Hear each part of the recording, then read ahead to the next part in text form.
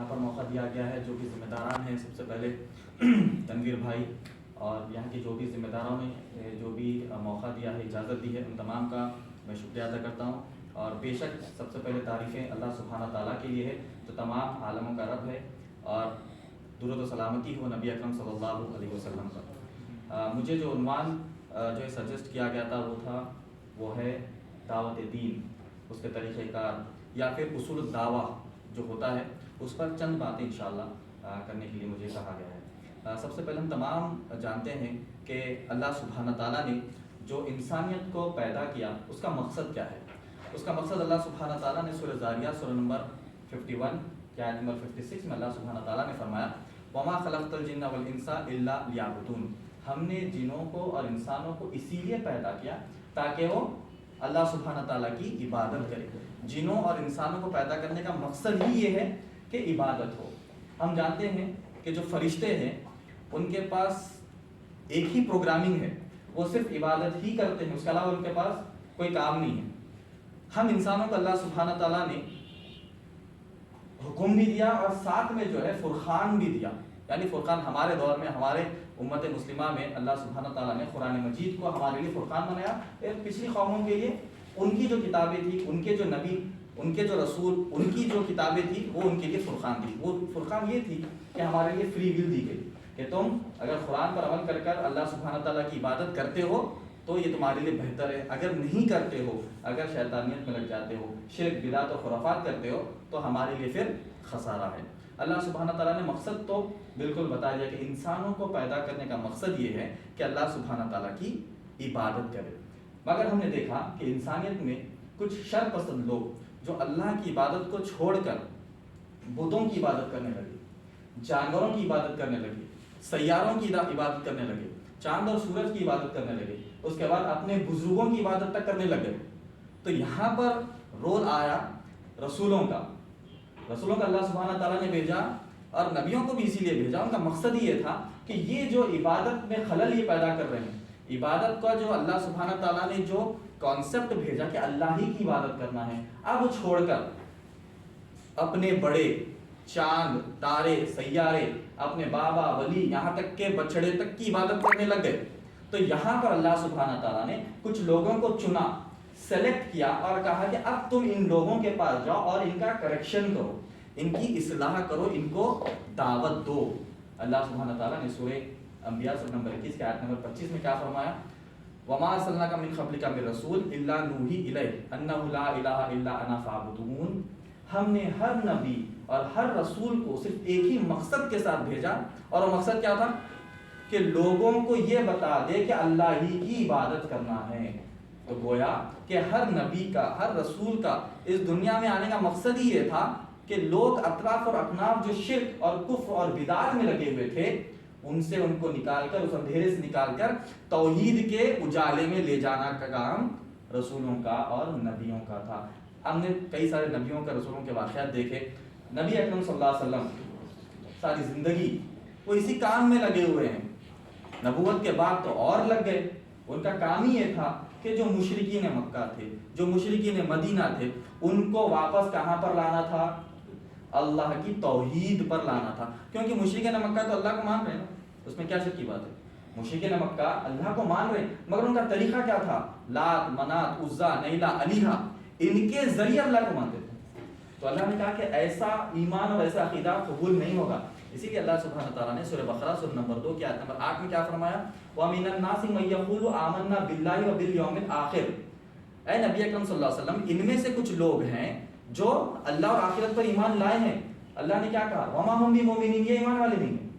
اللہ پر ایمان لا لینا، آخرت پر ایمان لینا، یہ کیا معمولی بات ہے؟ بہت بڑی بات ہے. بہت سالوں کے بعد دعوت دینے کے بعد آج کل کے دور میں لوگ اللہ پر ایمان لا رہے ہیں اور آخرت پر ایمان لا رہے ہیں. مگر اس دور میں لا چکے تھے، اللہ پر بھی ایمان لا لیے، آخرت پر بھی ایمان لا لیے، مگر اللہ کہتے ہیں وَمَا هُمْ بِمُؤْمِنِينَ. کیوں نہیں ہے ایمان والے؟ اس کی وجہ یہ ہے کہ جو نبی اکرم صلی اللہ علیہ وسلم کا جو طریقہ تھا اس طریقے پر نہیں لائے.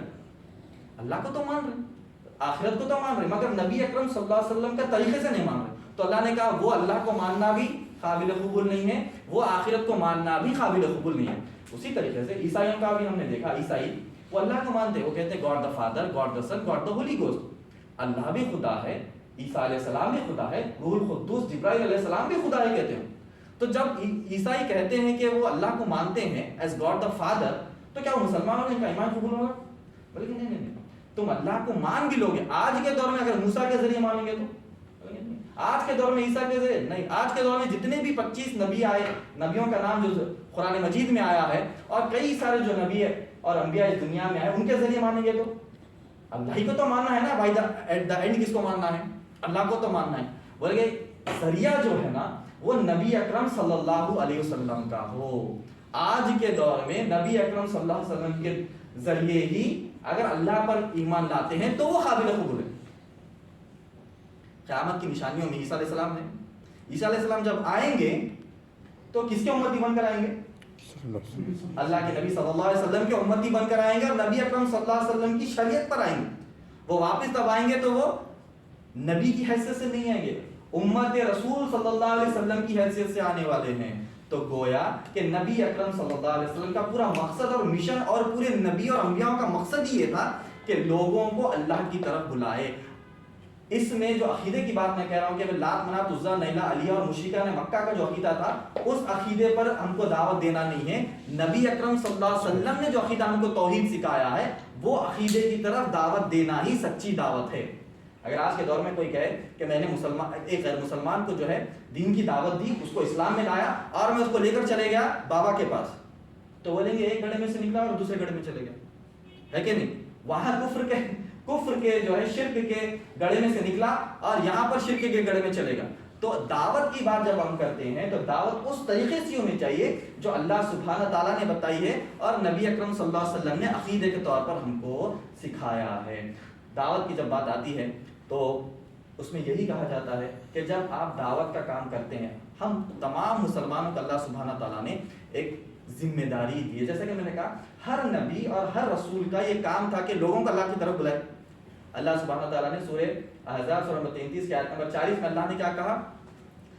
اللہ سبحانہ تعالیٰ نے کہا ما کان محمد ابا احد من رجالکم ولکن رسول اللہ و خاتم النبیین۔ اے نبی اکرم صلی اللہ علیہ وسلم، آپ کسی کے والد نہیں ہیں۔ زید رضی اللہ تعالیٰ عنہ کے ضمن میں یہ آیت ہے۔ اس کے بعد کہا آپ آخری نبی ہے، سیل آف دی پروفٹس ہے، آپ کے بعد کوئی نبی نہیں آئیں گے، آپ کے بعد کوئی رسول نہیں آئیں گے۔ یہ بات پکی ہے، ہمارا ایمان اور عقیدہ ہے اس کے اوپر۔ مگر جو مشن ہے، کون سا مشن؟ کہ توحید پھیلانے کا، صحیح عقیدہ پوری دنیا میں پھیلانے کا جو مشن ہے، کیا وہ ختم ہو جائے گا؟ کیا وہ ختم ہو جائے گا؟ ہم بولیں گے نہیں، وہ مشن تو تا قیامت تک چلتا رہے گا۔ کیوں؟ کیونکہ وہ مشن جو ہے نبیوں کا، رسولوں کا جو پرائمری جاب تھا، ان کی جو ذمہ داری تھی، وہ ذمہ داری شفٹ ہوتی ہے امت مسلمہ کے ہر فرد پر۔ ہم تمام مسلمانوں کو یہ چاہیے کہ ہم جو ہے ہمارے اطراف اور اکناف جتنے بھی ہمارے مسلمان بھائی ہیں یا پھر غیر مسلمان بھائی ہیں، ان کے عقیدے کی اصلاح کرے۔ مسلمان بھائی کے عقیدے کی اصلاح کرے اور غیر مسلمان کو اسلام کی دعوت دے، وہ بھی صحیح عقیدے کے مطابق۔ یہ ہماری پرائمری ذمہ داری ہے۔ اللہ سبحانہ تعالیٰ نے سورہ آل عمران سورہ نمبر 3 کی آیت نمبر 110 میں فرمایا کنتم خیر امۃ اخرجت للناس تأمرون بالمعروف وتنہون عن المنکر وتؤمنون باللہ۔ اللہ سبحانہ تعالیٰ کہتے ہیں تم خیر والی امت ہو، تم سب سے بہترین امت ہو، کیونکہ تم لوگوں کو اللہ کی طرف بلاتے ہو، اچھے سے اچھا عمل کرتے ہو، اور تم لوگوں کو برائی سے روکتے ہو اور اچھائی کی طرف بلاتے ہو۔ اللہ سبحانہ تعالیٰ نے ایک ہم کو ٹائٹل دیا، کیا کہا؟ کنتم خیر، خیر والی امت ہو۔ مثال کے طور پر آپ کوئی کمپنی میں جو ایز این امپلائی جوائن کرتے ہیں، آپ کو مینیجر بنا دیا جاتا ہے یا سی او بنا دیا جاتا ہے یا ایچ آر کچھ بھی بنا دیا جاتا ہے۔ آپ کو تو جاب پروفائل مل گیا، ایک جو ہے ڈیزگنیشن مل گیا، اس کے بعد اگر آپ کام نہیں کریں گے تو کیا آپ اور میں اس ڈیزگنیشن کے قابل کے ہیں؟ یعنی جب ہم ایچ آر بن گئے یا پھر ہم ایک مینیجر بن گئے، مینیجر کی تو کرسی مجھے مل گئی، مگر مینیجر کا کوئی میں کام ہی نہیں کر رہا ہوں، تو کیا پھر جو ہے امپلائی آف دی ایئر میں ہمارا نام آئے گا؟ اے بھائی، ان کو جو ہے ڈیزگنیشن مل گیا، اس کے بعد انہوں نے کام ہی نہیں کیا اور ان کو امپلائی آف دا ایئر دیا جائے، تو بولیں گے نہیں، ان کو تو صرف جو ایک عہدہ دیا گیا، اس کے بعد انہوں نے کام کچھ نہیں کیا۔ اسی طریقے سے اللہ سبحانہ تعالیٰ اس آیت میں ہم کو ایک جاب پروفائل دیتے ہیں، ایک ڈیزگنیشن دیتے ہیں۔ کیا ڈیزگنیشن ہو؟ कुंतुम खैरा उम्मतिन उखरिजत लिन्नास, कि अल्लाह सुब्हानहू व तआला ने तुमको खैर वाली उम्मत बनाया है। कुंतुम खैरा उम्मतिन उखरिजत लिन्नास तअमरुना बिल मारूफ व तनहौना अनिल मुनकर, आप मारूफ की तरफ लोगों को बुलाते हो और मुनकर से रोकते हो। हम मुसलमानों को एक जॉब प्रोफाइल दिया गया, उसके बाद एक जॉब डिजिग्नेशन दिया गया, उसके बाद जॉब प्रोफाइल बताया गया। डिजिग्नेशन क्या दिया कि सबसे बेहतरीन उम्मत, जॉब प्रोफाइल यानी काम क्या बताया गया, इसीलिए खैर वाली उम्मत हो क्योंकि तुम लोगों को अच्छाई की तरफ बुलाते हो और बुराई से रोकते हो। अगर मैं वो काम नहीं करता हूं एज ए मुस्लिम होने के नाते मैं वो काम नहीं करता हूं, अच्छाई की तरफ बुलाना और बुराई से रोकने वाला, तो खैर वाली उम्मत में क्या मेरा नाम आएगा? कि भाई खाली तुमने एक जॉब टाइटल ले लिया, काम तो कर रही नहीं। तो इस आयत की तफसीर में अगर आप देखेंगे तो तफसीर में कहा जाता है कि तअमरुना बिल मारूफ का माना है कि लोगों को तौहीद की तरफ बुलाए, व तनहौना अनिल मुनकर का माना यह है कि लोगों को शिर्क से रुकाए।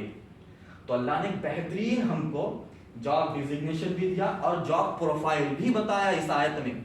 मगर हमने जॉब डिजिग्नेशन लेकर बैठे, कोई पूछे तो कहते हैं हम तो खैर वाली उम्मत है कि नहीं। कोई आपसे पूछा भाई आप क्या है, हम तो खैर वाली उम्मत है। अरे ये तो आपने आपका जॉब डिजिग्नेशन बता दिया। जॉब प्रोफाइल क्या है? प्रोफाइल ये है कि लोगों को तौहीद की तरफ बुलाना है और शिर्क से रुकाना है। अगर ये जॉब प्रोफाइल हम करते हैं, ये काम करते हैं, तो वो जॉब डिजिग्नेशन हमारे लिए काबिल कबूल होगा। उसी तरीके से अल्लाह सुब्हानहू व तआला ने सूरह फुसिलत सूरह नंबर 41 की आयत नंबर 33 में फरमाया, वमन अहसनु क़ौलन मिम्मन दआ इलल्लाहि व आमिल स्वालिहान व क़ाला इन्ननी मिनल मुस्लिमीन। अल्लाह सुब्हानहू व तआला कहते हैं उस शख्स से बेहतर कौन हो सकता है। मतलब एक रिटोरिक क्वेश्चन है, अरे भाई उनसे बेहतर कौन है भाई? हम बोलते हैं ना उनसे बेहतर कौन है, ये सवाल का मतलब ये है कि वही बेहतर है।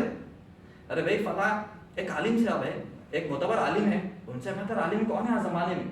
ये जो सवाल है रिटोरिक क्वेश्चन कहते हैं, उनसे बेहतर कौन है का माना उनसे बेहतर कोई है ही नहीं। तो अल्लाह सुब्हानहू व तआला कहते हैं उस शख्स से बेहतर कौन है जो लोगों को अल्लाह की तरफ बुलाए, अच्छे से अच्छा अमल करे और कहे कि यकीनन मैं मुसलमानों में से हूं। का माना जो शख्स लोगों को अल्लाह की तरफ बुलाता है, अल्लाह की वहदानियत की तरफ बुलाता है, तौहीद की तरफ बुलाता है, अल्लाह सुब्हानहू व तआला कहते हैं कि कायनात में उस शख्स से बेहतर कोई है ही नहीं। क्योंकि ये जॉब और ये जॉब प्रोफाइल नबियों का और रसूलों का था। नबी और रसूलों से बेहतर इस प्लैनेट अर्थ पे उस जमाने में कोई जात हो सकती है? अल्लाह के बाद सबसे बड़ी जात कायनात में कौन सी है? नबी अकरम सल्लल्लाहु अलैहि वसल्लम की है। नबी अकरम सल्लल्लाहु अलैहि वसल्लम का जॉब और नबी अकरम सल्लल्लाहु अलैहि वसल्लम का जॉब प्रोफाइल अगर मुझे मिलता है तो मैं खुशकिस्मत हूं या बदकिस्मत हूं? भाई मैं तो खुशकिस्मत हूं। अरे भाई एलन मस्क का अगर जॉब प्रोफाइल मुझे मिल जाए और उसका काम मुझे मिल जाए तो सोचिए आज क्या होगा। अगर कोई आपको आकर कहते भाई वो एलन मस्क है ना टेस्ला वाला, वो पूरा का पूरा काम जॉब प्रोफाइल और आपका जॉब डिजिग्नेशन आपको देना चाहता है, हम में से किसी को कह दे, तो हमारे दिलो दिमाग में क्या आएगा? भाई इतना बड़ा आदमी 200 बिलियन का जो मालिक मुझे उसका डिजिग्नेशन देगा, मुझे उसका जो है उसका काम कचेरी पूरा दे देगा, जॉब प्रोफाइल, कितनी बड़ी बात है। तो नबी अकरम सल्लल्लाहु अलैहि वसल्लम की जाते मुबारक, उनका जॉब डिजिग्नेशन और उनका जॉब प्रोफाइल के सामने ये क्या है? ये तो पैर की धूल या उससे जो भी हकीर चीज हो सकती है उससे कम चीज है। टेस्ला का आप ओनर बनना है कि नहीं? तो कहा गया कि नबियों का और रसूलों का जो जॉब टाइटल था, जो जॉब डिजिग्नेशन था, जो जॉब प्रोफाइल था, वह अब हमारे जिम्मे है। मगर अफसोस की बात यह है कि हम में से कई मुसलमानों ने इस अहम काम को हमने नजरअंदाज किया। तो बोलने की बात यह कि हम तमाम को जो है इंशाल्लाह दावत दीन के काम में उतरना चाहिए। और जब दावत दीन के काम में उतरते हैं या दावत का काम करना चाहते हैं तो यकीन जानिए कभी भी इस्लाम ने ये नहीं कहा कि तुम हर चीज छोड़ दो और दावत के दीन के काम में लग जाओ। नहीं, नबी अकरम सल्लल्लाहु अलैहि वसल्लम की सीरत तो हम सब ने पढ़ी है। नबी अकरम सल्लल्लाहु अलैहि वसल्लम घर के कामों में भी साथ दे रहे। नबी अकरम सल्लल्लाहु अलैहि वसल्लम घर में जो आयशा रज़ियल्लाहु ताला अन्हा के साथ जो है आप दौड़ भी लगा रहे हैं। नबी अकरम सल्लल्लाहु अलैहि वसल्लम पड़ोसी का ख्याल भी रख रहे। नबी अकरम सल्लल्लाहु अलैहि वसल्लम जंग पर भी जा रहे हैं। नबी अकरम सल्लल्लाहु अलैहि वसल्लम जो कुफार मक्का के सामने ठहर के दावत का काम भी करे। यानी मुख्तलिफ चीजें भी करना हमारी जिंदगी का एक हिस्सा है। अगर कोई कहे कि नहीं हर चीज छोड़ देना, आप ये बोलना चाह रहे, बोले कि नहीं, روزمرہ کی زندگی بھی گزارنا ہے، ساتھ ساتھ ہمارے دل و دماغ میں یہی ہو کہ ہم دعوت کا کام کریں۔ آج دیکھیے pewforum.com یعنی ایک ویب سائٹ ہے جو دنیا کی سٹیٹسٹکس بتاتی ہے، آج دنیا میں 8 بلین لوگ ہیں، یعنی 8 کروڑ لوگ ہیں، ان میں سے یقین جانیے آپ کتنے جو ہے اللہ کی عبادت کر رہے ہیں۔ تقریباً سٹیٹسٹکس میں بتایا جاتا ہے کہ تقریباً 5 بلین سے زیادہ غیر مسلمان ہیں اس دنیا میں۔ مسلمانوں کی تعداد انآفیشیلی بتائی جاتی ہے 200-250، میکسیمم 300 بھی ہو جائے تو 8 میں سے 3 نکال لیں گے تو بچے کتنے؟ 500 کروڑ آج بھی جو ہے اللہ کو اس طریقے سے نہیں مانتے جو نبی اکرم صلی اللہ علیہ وسلم کا ذریعہ ہے۔ ان میں سے 3 بلین یعنی 3 بلین کے قریب عیسائی ہے، وہ اللہ کو مان رہے مگر عیسیٰ علیہ السلام کو بھی خدا مان رہے، مگر جبرائیل علیہ السلام کو بھی خدا مان رہے، وہ اصول ثلاثہ وہ جو ہے ثلاثہ یعنی God the father, God the son, God the holy ghost کے عقیدے پر مان رہے۔ تو بولا گیا کہ جو اللہ نے مقصد بنایا نا، وما خلقت الجن والانس الا لیعبدون، اللہ نے کہا ہم نے جن اور انسانوں کو اسی لیے پیدا کیا اللہ کی عبادت کرے۔ تو آج پریزنٹ دور میں 60% سے زیادہ جو انسانیت دنیا میں ہے وہ اللہ کی عبادت نہیں کر رہے ہیں۔ تو ریشیو ہم دیکھ سکتے ہیں کہ اللہ کی اس میں سے جو مسلمان ہیں 300 بلین کے قریب جو مسلمان ہیں، اب سوچئے کتنے مکتب فکر کے ہیں، اس میں سے صحیح عقیدے کے کتنے ہیں؟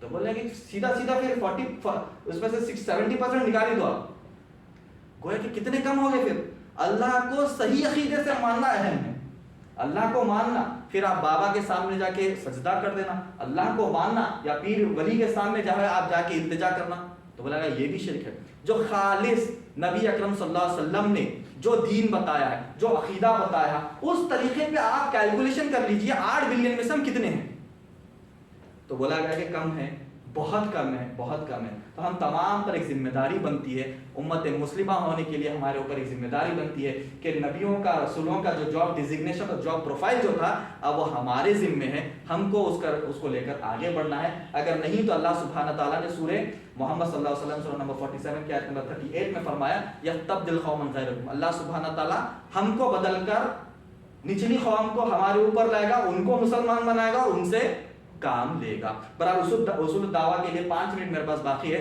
جب ہم دعوت کے کام کے لیے نکلتے ہیں تو ہم تمام کو یہ سمجھنا چاہیے کہ ایک آیت 2 آیت پڑھ کر میدان میں کود جانا نہیں ہے۔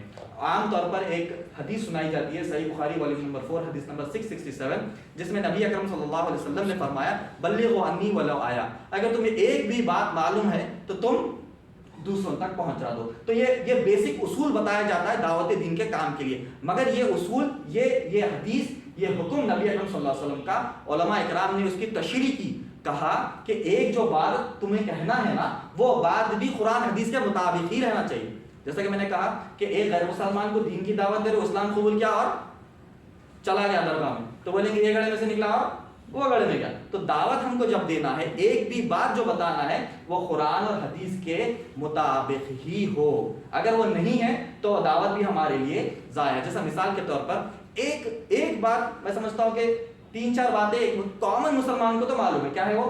اللہ سبحانہ تعالیٰ رب ہے، نبی اکرم صلی اللہ علیہ وسلم رسول ہے، آخری رسول ہے، نبی ہے ہم تمام کے لیے، پوری انسانیت اور پوری کائنات کے لیے۔ اللہ سبحانہ تعالیٰ نے سورہ انبیاء سورہ نمبر 21 کے آیت نمبر 107 میں اللہ سبحانہ تعالیٰ نے فرمایا وَمَا أَرْسَلْنَاكَ إِلَّا رَحْمَةً لِّلْعَالَمِينَ، اے نبی اکرم صلی اللہ علیہ وسلم ہم نے آپ کو تمام کائنات کے لیے رحمت اور رسول بنا کر بھیجا۔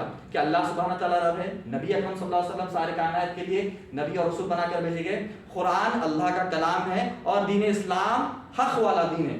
اللہ سبحانہ تعالیٰ نے سورہ آل عمران سورہ 3 کی آیت نمبر 19 میں کہا ان الدین عند اللہ الاسلام، کہ اللہ کی نظر میں صرف اسلام ہی سچا دین ہے، اللہ نے اعلان کر دیا۔ تو ایک کامن مسلمان کو 4 چیزیں تو معلوم ہے کہ نہیں؟ نبی اکرم صلی اللہ علیہ وسلم نے کہا ایک بھی معلوم ہے تو بتا دو۔ تو سب سے پہلے دعوت کے کام کے لیے ہم نبی اکرم صلی اللہ علیہ وسلم کی نبوت ثابت کریں گے یا اللہ کی وحدانیت ثابت کریں گے؟ اللہ کی وحدانیت ثابت کریں، سب سے پرائمری ٹاپ موسٹ پرائیورٹی تو وہی ہے۔ جب اللہ کی وحدانیت ہم ثابت کرتے ہیں تو اس میں صحیح عقیدے کی ہونی چاہیے اور ساتھ توحید برابر بتانی چاہیے۔ توحید کا معنی کیا ہے، توحید کا مطلب کیا ہے، توحید الربوبیہ، توحید الاسماء والصفات، توحید العبادہ، اس کی بڑی ساری تشریح ہے۔ ٹائم میرے پاس 2 منٹ باقی ہے تو انشاءاللہ میں ختم کرتا ہوں۔ اصول الدعوہ میں اگر کوئی دعوت کا کام کرنا چاہتا ہے تو یقین جانیے اصول دعویٰ کا کورس کریے یا اصول دعویٰ کی کتاب پڑھیے، اس کے بعد ہی دعوت کا کام کر سکتے ہیں۔ اور دعوت کا کام کرتے کرتے ہم تمام کو یاد رکھنا چاہیے ہم علماء کی نگرانی میں رہے، ان سے دین سیکھتے رہے، دعوت کے اصول سیکھتے رہے اور ان کی نگرانی میں ہی ہم کو کام کرنا ہے۔ اگر علماء کے نگرانی سے ہٹے، ان کی چھتر و چھایا یا ان کی پرچائی سے ہٹے تو ہو سکتا ہے کہ گمراہ ہو سکتے ہیں۔ تو علماء کی نگرانی میں رہ کر ہم کو ان سے سیکھتے ہوئے انشاءاللہ کام کرنا چاہیے۔ اصول دعویٰ میں یہی بتایا گیا، سب سے پہلے علم حاصل کرنا، ایک آیت جو بتانا حدیث میں ہے نا، سب سے پہلے علم حاصل کرنا کہ اللہ کون ہے، اس کے بعد عمل کرنا ہے، اللہ کون ہے اور اللہ نے کیا حکم دیا ہے اس پر عمل کرنا ہے، اس کے بعد دعوت دینا ہے۔ سب سے پہلے میں جانوں کہ توحید کیا ہے، اس کے بعد جب توحید جانتا ہوں تو توحید میں اللہ نے کیا کیا احکامات دیے اس پر عمل کروں، اس کے بعد لوگوں کو اس کے بارے میں بتاؤں۔ اور جب دعوت کا جب کام شروع ہوتا ہے تو ایک ہی آیت سے ساری زندگی ہم دعوت کے کام نہیں کر سکتے ہیں۔ جب دعوت کے کام میں اتر جاتے ہیں تو اللہ کی وحدانیت بھی آپ کو ثابت کرنا ہے، اس کے بعد قرآن مجید کو بھی ثابت کرنا ہے، نبی اکرم صلی اللہ علیہ وسلم کی رسالت کو بھی ثابت کرنا ہے، اسلام دین حق کو بھی ہم کو ثابت کرنا ہے۔ تو یہ چند باتیں تھی دعوت دین کی اہمیت کے اوپر اور ساتھ ساتھ اصول دعویٰ کے اوپر اور علماء کی نگرانی میں رہ کر ہم کو کس طریقے سے کام کرنا چاہیے، اس پر جو ہے کچھ باتیں مجھے رکھنے کے لیے اجازت جو دی گئی ہے۔ اور اسی طریقے سے میں تمام جو ہے ہمارے بھائی کا اور یہاں کے ذمہ داران کا جو شکریہ ادا کرتا ہوں اس وقت دینے کے لیے۔ جزاک اللہ خیر، بارک اللہ فیک، السلام علیکم ورحمۃ اللہ وبرکاتہ۔